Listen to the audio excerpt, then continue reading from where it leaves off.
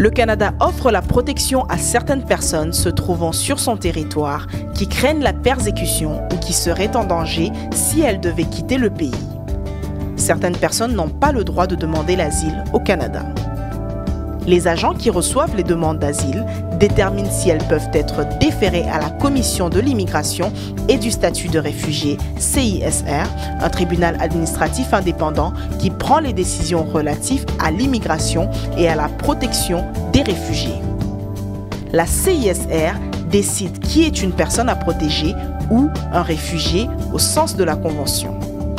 Votre demande d'asile pourrait ne pas être admissible si vous avez déjà le statut de réfugié au sens de la Convention dans un autre pays où vous pouvez retourner, si vous avez déjà le statut de personne protégée au Canada, si vous êtes arrivé au Canada par la frontière canado-américaine, si vous êtes interdit de territoire au Canada pour des raisons de sécurité, d'activité criminelle ou de violation de droits de la personne, si vous avez déjà présenté une demande d'asile qui a été jugée irrecevable, si vous avez déjà présenté une demande d'asile qui a été rejetée par la CISR, si vous avez déjà présenté une demande d'asile mais vous vous êtes désisté ou l'avez retirée.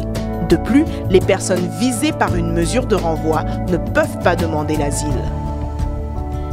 Le Canada a conclu une entente avec les États-Unis en vertu de laquelle les personnes souhaitant présenter une demande d'asile doivent le faire dans le premier pays où ils arrivent.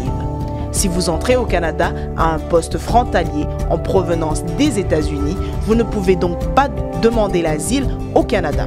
Toutefois, dans certains cas, cette règle ne s'applique pas. Exemple, si vous avez de la famille au Canada. Les définitions suivantes pourraient vous être utiles quand vous vous renseignez sur les demandes d'asile au Canada.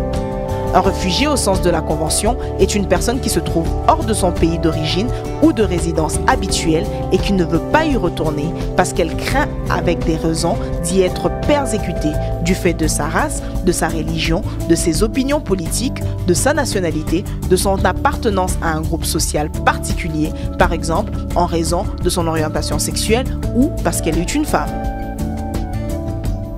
Une personne à protéger est une personne qui se trouve au Canada et dont le renvoi dans son pays d'origine ou de résidence habituelle entraînerait pour elle-même un risque de torture, une menace à sa vie, un risque de peine et de traitement cruel et inusité.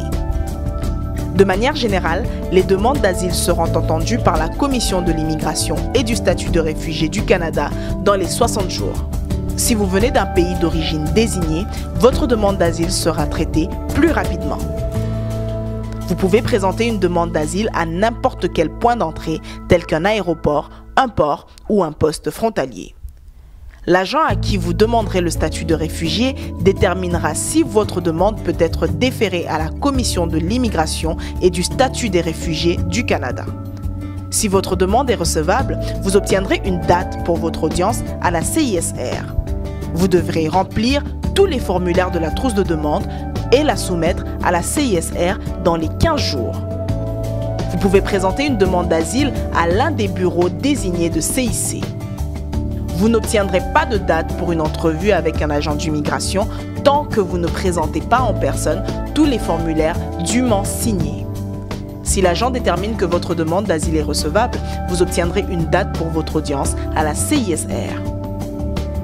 Si la CISR approuve votre demande, vous obtiendrez le statut de personne protégée. Ce statut signifie que vous avez le droit de rester au Canada et de présenter une demande de résidence permanente au Canada.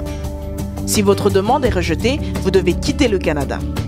Vous pouvez toutefois, si la loi le permet, présenter une demande de contrôle judiciaire de la décision.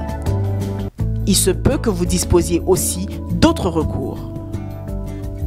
Si vous êtes au Canada et que votre demande d'asile à titre de réfugié ou votre demande de résidence permanente a été rejetée, que d'autres recours s'ouvrent peut-être à vous. Le Canada ne veut pas renvoyer quelqu'un dans un pays où cette personne pourrait être en danger ou faire l'objet de persécution.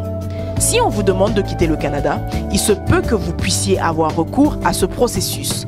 Dans ce cas, un agent examine les documents et pièces justificatives de votre dossier.